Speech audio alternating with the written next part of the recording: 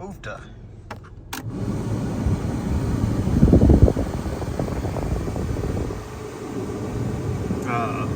Come on.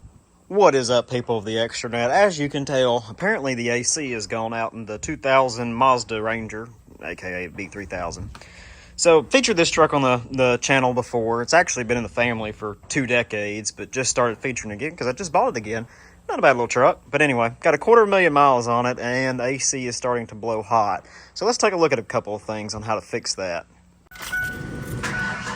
So if we start her up, let her run. AC is blowing marginally warm.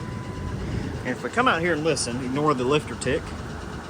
So the compressor just kicked on and just kicked off. It's on max AC, back on, off, on, and off again. So that's usually a sign that we're having an issue with low Freon if it's kicking off and on very often, or maybe not even at all. Of course there's a leak, but so let's see what we can do about charging this system up. So as you can see, it was 90 degrees outside, and our reading from our little hour gun here is, well, 89. So virtually no air, cold air coming at all. It's enough to keep you somewhat cool, but not really. So what you want to do to recharge the system is locate the low service pressure port here on the AC condenser, and you'll just simply unscrew that or pop it off, depending on how your vehicle is. It's the larger port there. You want to use that, and just be sure to unscrew it. Then you take your bottle of whatever you use. Be sure to put the little gauge on it. Don't always trust these gauges. They're not the most reliable, but basically, so that will just click on there. That screws in there, and you just push the button. You want to be sure to rotate the can every so often too, just to be sure that it gets in there. Okay, so we turn the engine on, AC full blast. Take a look at the little gauge here. With it running, it's dipping back and forth quite a bit.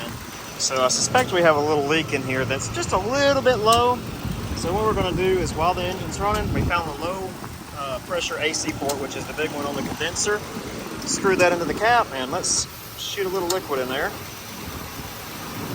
Okay, so after a second or two of adding, temperature's blowing out at about 77. It's cooler than it was, but still not there yet. So if you ignore the complete total ticking going on, you can hear how much less often that's clicking on and off. So we're starting to put some in there, and it's starting to be good. Let's see what the temperature looks like.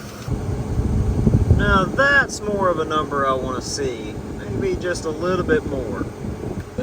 So that's kind of an easy way to fix it. If you guys enjoyed this video, be sure to give it a thumbs up. If you have any questions, be sure to leave them down in the comments. Now, of course, the one thing you want to keep in mind on this is, if you're having to fill it up, you've got a leak somewhere.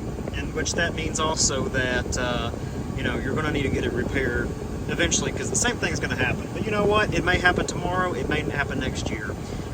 So this will get you by until then. So until next time, we'll catch you in the next one.